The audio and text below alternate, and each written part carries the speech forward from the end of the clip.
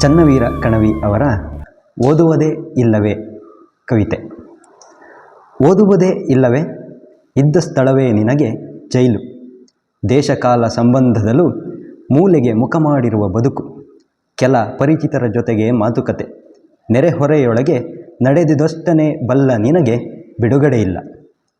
ಕೈಗೆ ಪುಸ್ತಕ ಬಂತ, ಹೊಸ ಜಗದೊಳ ಅಡಿಯಿಟ್ಟು ಲೋಕದುತ್ತಮ ಮಾತುಗಾರನ ಉಡಿಯೊಳು ಬಿದ್ದೆ.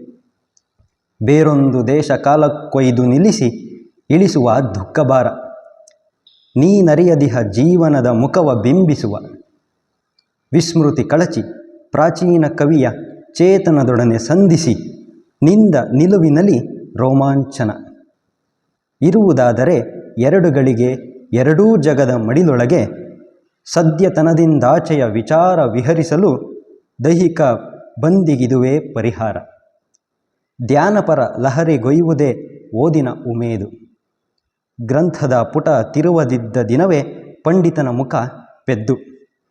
ಮಾತು ನಿಸ್ಸಾರ, ಊಟ ರುಚಿಹೀನ, ಸೊಗಸು ಲವಲವಿಕೆ ಓದಿನ ಕಲೆಯ ಹೆಗ್ಗುರುತು. ಮನಸ್ಸು ತಿದ್ದುವುದಲ್ಲ, ಇದರ ಸುಖವೇ ಬೇರೆ. ಶೇಕ್ಸ್ಪಿಯರ್, ಪಂಪ, ರನ್ನ, ಕುವೆಂಪುಗಳ ನೋದಿ ಸುಶಿಕ್ಷಿತನೆನಿಸಬೇಕು ಎಂಬ ಅವಸರದ ತಿದಿ ಒತ್ತದಿರು. ಒಳಗೆ ಒಲವಿನ ಕಿಡಿಯು ಹೊತ್ತದೆಯೇ. ಅಭಿರುಚಿಯೇ ಮೂಲ, ಆಯ್ಕೆ ವ್ಯಕ್ತಿಗತ. ಊಟದ ರುಚಿಯ ಹಾಗೆ, ತನಗಿಷ್ಟವಾದುದು ಪಚನಕ್ಕೆ ಕಷ್ಟವೇ. ಶಕ್ತಿ ಮೈಗೂಡುವುದು ತನ್ನಷ್ಟಕ್ಕೆ. ಆಸಕ್ತಿ ಗಿಡದಂತೆ ಬೆಳೆದು ಹೊಳೆಯಂತೆ ಹರಿವ ಅನುರಕ್ತಿ. ರಸ ಹೇಗೋ ಗಿಡಕ್ಕೆ, ಹೊಸ ನೀರು ನದಿಗೆ, ಮನಸ್ಸಿನ ಆಡುಂಬೋಲದಿ ಓದು ಸಾಗಲಿ ಹಾಗೆ. ನಮಸ್ಕಾರ.